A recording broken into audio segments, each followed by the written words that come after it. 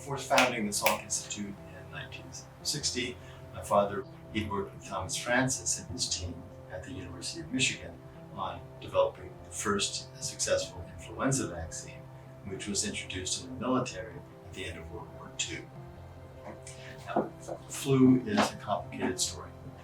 People go through their whole career trying to find a new emerging infectious diseases, and we found it.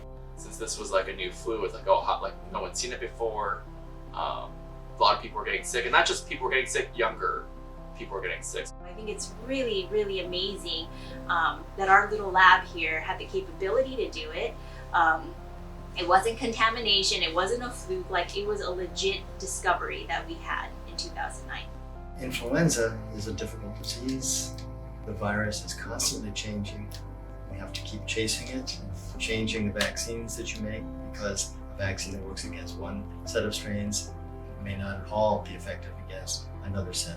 What was novel was that we were well positioned here to raise the flag that something was wrong. We were able to detect it as flu positive.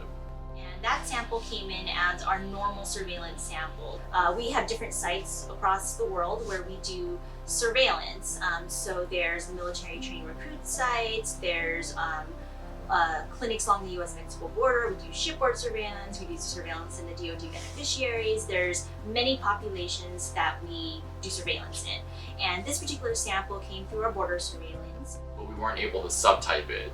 And then at first we were like, oh, so probably something wrong with our subtyping test, let's just retest it to see what would happen. So immediately, as a supervisor, I think we messed up, the lab messed up. We should go back and re-extract this sample.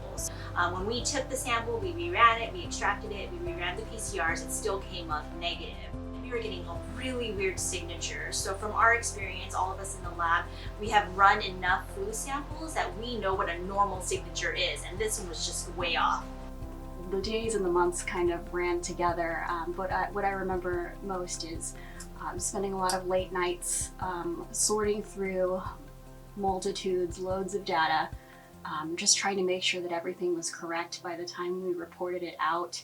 So we put on every flu test that we had. We were seeing, so this is a flu positive, and I was saying, oh, there's some parts of like swine, there's some parts of other birds. It was like a mix of different types of flus, but it didn't pinpoint it to one specific known subtype at the time. At this point, we notified all of the leadership. We let them know that it was unique and different. They came and took a look, agreed with our assessment. I think that's when the CDC was notified, and we let everybody up the chain know. People went back after we discovered and said, hey, we had seen that before, but they didn't recognize it was something different. So the thing that was novel about NHRC was we had the technology to say, this is not normal.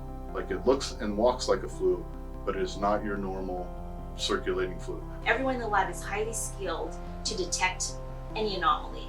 So anything that deviates from normal protocol, we're all over it, trying to find out, is it different? Why is it different? Have we seen it before? Like, all of those questions come up in our heads. So when this sample came up and we knew it was different, we immediately told them. And that was exactly 2 weeks before that big announcement came out saying, there's this new flu that's coming out, everyone's getting really sick from it, the pandemic hit. What's necessary is constant surveillance, checking the viruses that people have when they have respiratory illness, and picking up any new influenza viruses that are emerging that could end up spreading around the world, causing severe epidemics and what's called pandemics. That was exactly what happened in 2009 when the scientists at the Naval Health Research Center detected the existence of a new influenza virus, so-called H1N1. To catch that next pandemic, it's important that we're here and that we're doing surveillance so that we can see that. We're catching outbreaks before they happen.